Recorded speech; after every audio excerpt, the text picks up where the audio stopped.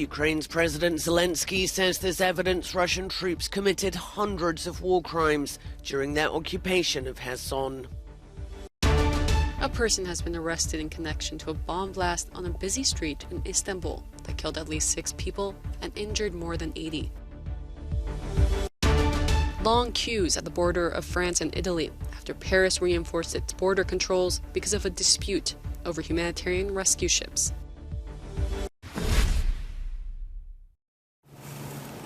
Ukraine's President Zelensky has accused Russian forces of committing over 400 war crimes during their occupation of the southern city of Kherson.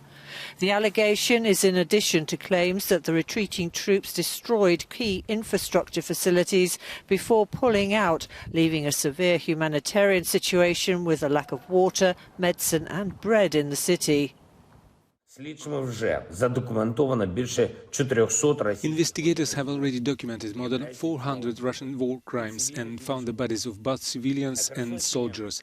In the Kherson region, the Russian army left behind the same atrocities as in other regions of our country where it was able to enter.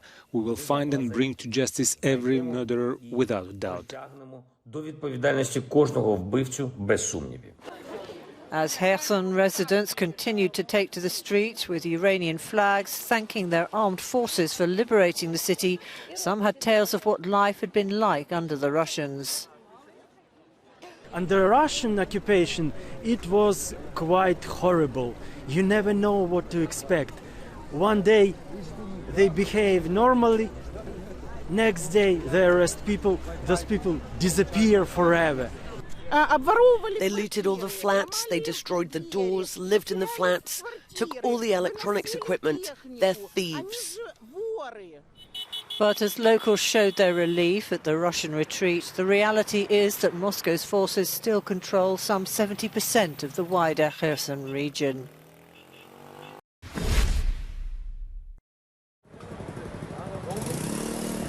A person has been arrested in Istanbul for the suspected involvement in Sunday's bomb blast in the city, which killed at least 6 people and injured more than 80. The blast took place around 1620 local time on a busy shopping street in a Taksim Square area. The government has called it a terrorist attack. As of now, we are assessing that it was an attack of terrorism. At this crossroads, as a result of a female attacker detonating a bomb, based on the information obtained so far.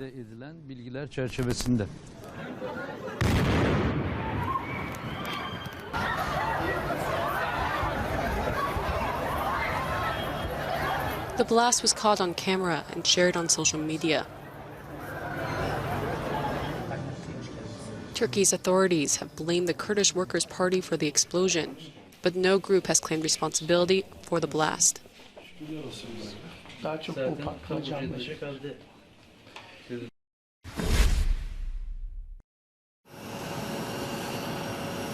US President Joe Biden has arrived on the Indonesian island of Bali for the G20 summit. The US leader is expected to hold talks with Chinese President Xi Jinping on Monday, in what will be their first in-person meeting since Biden was elected to the White House. I know Xi Jinping. I spent more time than any other world leader. I know him well. He knows me. There's no, we have very little misunderstanding. We just got to figure out where the red lines are and what are the most important things to each of us going into the next 2 years.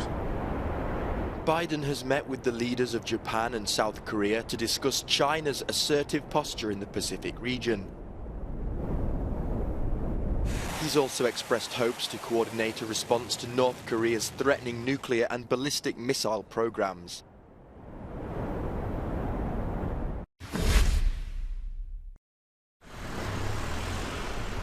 France has called on Brussels to intervene in an ongoing row with its neighbor Italy over who is responsible for humanitarian rescue ships.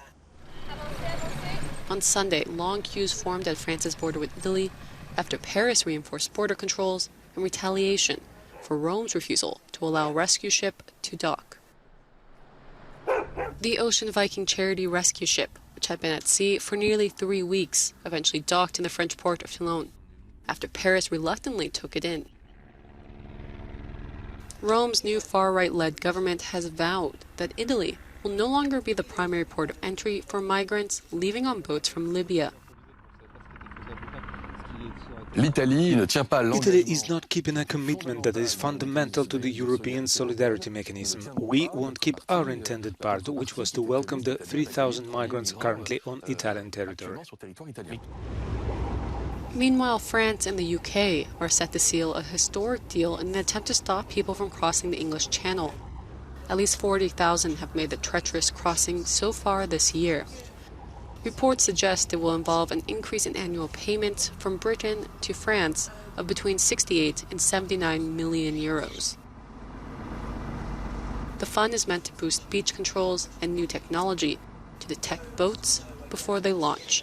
And for the first time, British officials are expected to be stationed in French control rooms.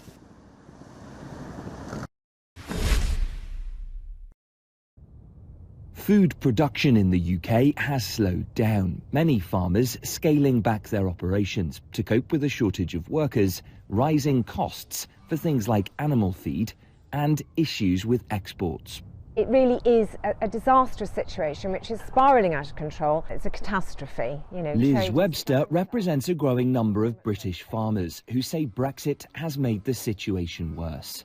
She's now campaigning for the UK to re-enter the single market. Trade is bound up in so much red tape.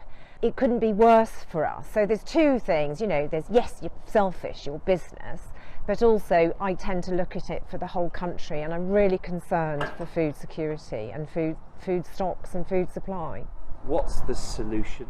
The quick solution is to free up our trade by getting back in the single market as quickly as possible. And it's not just those involved in farming who are changing their minds. According to the British Polling Council, there's been a clear shift since the 2016 referendum, which it says has accelerated over the past year. 57% of Brits now believe Brexit was a mistake. The wine industry, another that's been forced to adapt. This company still struggles to move large orders of European wine across the Channel, where once it took a matter of days, now it takes months. Many in this sector are frustrated frontline politicians appear unwilling to debate Britain's re-entry. I'm stood here staggered that they're not having that conversation right now. There are so many businesses out there who are really struggling. Every day it annoys us. We need to have honest conversations about, customs union, single market, all of it. We really do. While the tide of public opinion appears to have turned, businesses must continue to adapt to a situation which in some cases isn't getting easier. Luke Hanrahan, Euronews, London.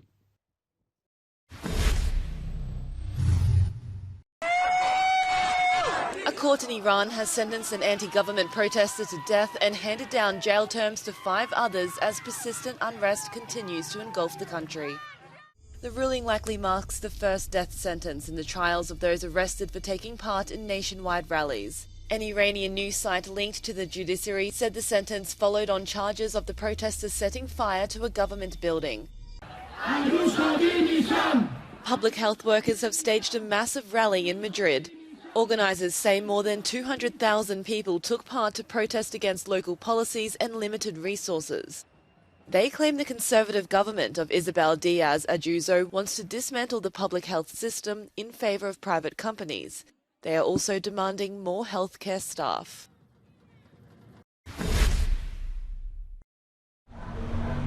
Strength in the face of destruction. This spray-painted gymnast recently appeared on the facade of a bombed-out building in the Ukrainian city of Borodyanka. It's the work of world-famous British street artist Banksy. Many Ukrainians see it as a symbol of resistance. This gymnast is depicted here on this wall. I think it's a symbol that we are unbreakable and our country is unbreakable. And despite the fact that it's destroyed, we will rebuild everything. Everything will be fine. The main thing is that we are free. We are free and we can make our country even better, no matter what. Several other murals believed to be the work of Banksy have popped up in Borodyanka and other cities near the Ukrainian capital. like this one of a child throwing a grown man wearing a judo uniform. In Irpin, which was also destroyed by Russian bombing, a rhythmic gymnast twirls a ribbon proudly above her head.